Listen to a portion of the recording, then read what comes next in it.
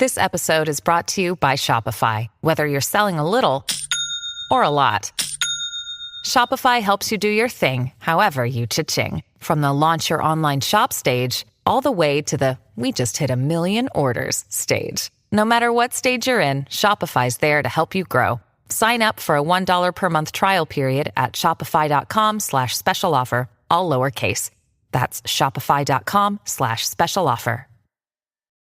This episode is brought to you by La Quinta by Wyndham.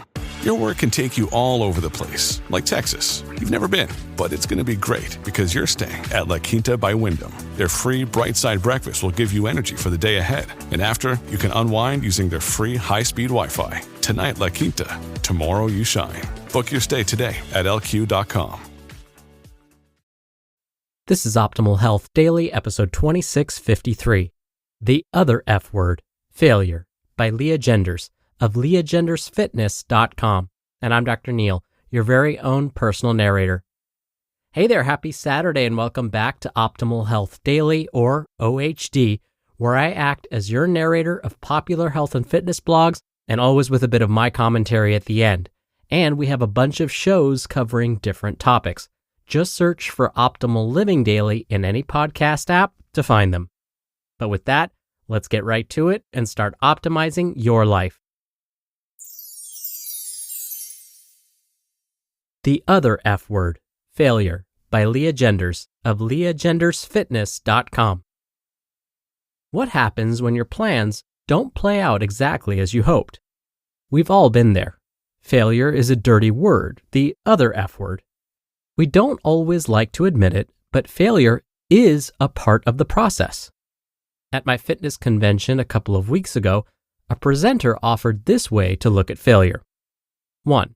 Failure as a confirmation to quit. And 2. Failure as a process to keep learning and to achieve your goals. While the point of the presentation was to look at failure as an opportunity to build resiliency, I think that failure as confirmation to quit can also be acceptable. Yes, we shouldn't give up on the path to our dreams, but sometimes we are not on the right path. You don't read about real failure a lot, after all. Admitting personal failure on the internet is hard to do. When people talk about personal failure, it's usually about overcoming a perceived failure. They are success stories in disguise. They typically end with some inspiring story about how failure caused them to learn and grow and ultimately become a better person. Now, that's an easier story to tell. I've told that one myself, and I may be telling it now. I read a blog post about failure where the writer described not studying for a class in her senior year of college and faced the potential failure of the course and not graduating. She goes on to explain how in the last hour, she studied day and night and squeaked by with a barely passing grade that allowed her to graduate on time. And now she has a fantastic, high-powered job that is well-deserved. That's not a failure. Failure would be studying your butt off all semester and then still failing the class and graduating a semester late, or not at all. Another post described failure as a layoff from a dream job due to company cutbacks. The writer lamented that she felt like a failure because she was a college graduate and was forced to be underemployed and accept work as an administrative assistant. Of course, the blog post ended with her finding an even better job with a higher salary after growing personally from her so-called failure. Again, not a failure. Being laid off by no fault of your own and temporarily taking a job that you feel is beneath you is not a failure. I get that it can feel like one. Many years ago, I had an experience in my corporate career that left me feeling like a failure because I wasn't good enough, despite my best efforts. I gave in to stress and overwhelm. I gave up. When it was over, there were no second chances or comebacks. I fell flat on my face. The end, or so I thought. I didn't know how to handle it because I was digging deep for the life lessons in my failure, and I couldn't find any. How did it cause me to grow? What did I learn? I struggled because I walked away from it as a failure, but didn't have an overcoming failure story to go with it. There wasn't a happy ending, a lesson, or an opportunity to grow. I just failed. I wasn't even failing right. I was a failure at failing. Failing, as long as you learn from it, is okay. I struggled to find my lesson. I failed because I wasn't on the right path. If I wouldn't have failed, I may have climbed the wrong ladder, made more money with a higher level position with more responsibility, more stress, and further away from my real purpose. That was not my path. If I hadn't failed, I might never have done the hard soul searching to figure out what I want out of life. I would have continued to follow the path that was laid out in front of me instead of forging my own way. I wouldn't be here today with this blog, this coaching, and my personal training business. That failure led me to taking a leap that I never would have had the courage to do if I had been successful. You know how they say, take the leap and the parachute will appear? Well, I don't recommend it to the risk-averse, but that is exactly what happened to me. I jumped because my current situation was so painful that it was my only option. I realize now that when I was looking for the life lesson in my failure and asking myself what I could have done differently, the only answer that ever came up was, not do it in the first place. It wasn't that I needed to learn what I could have done differently. It was that I needed to come to realize that career wasn't the one that aligns with my values or lights my soul on fire. I failed. It was my fault. I didn't have what it took because my light needed to shine somewhere else. I couldn't see it at the time, but the lesson was that I failed because I wasn't on the right path. I had to fail to find my way in this world. It was the best thing that ever happened to me. There was something bigger and better waiting for me. I just had to have the courage to go after it. So I guess this is another success story disguised as a failure. My story is not a wealth or fame success story, but the success of leading the type of life that I choose to live. My failure was a confirmation to quit something that wasn't working for me. You just listened to the post titled, The Other F Word, Failure, by Lea Genders of leagendersfitness.com, and I'll be right back with my commentary. We're driven by the search for better, but when it comes to hiring, the best way to search for a candidate isn't to search at all. Don't search, match with Indeed.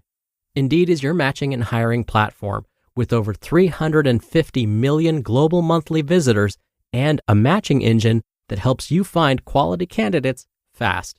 Ditch the busy work. Use Indeed for scheduling, screening, and messaging. 93% of employers agree Indeed delivers the highest quality matches compared to other job sites. One of the things I love about Indeed is that it filters out incompatible applicants. So when you're hiring, the process is much faster, and you only have to consider applicants that are already likely to be a great fit.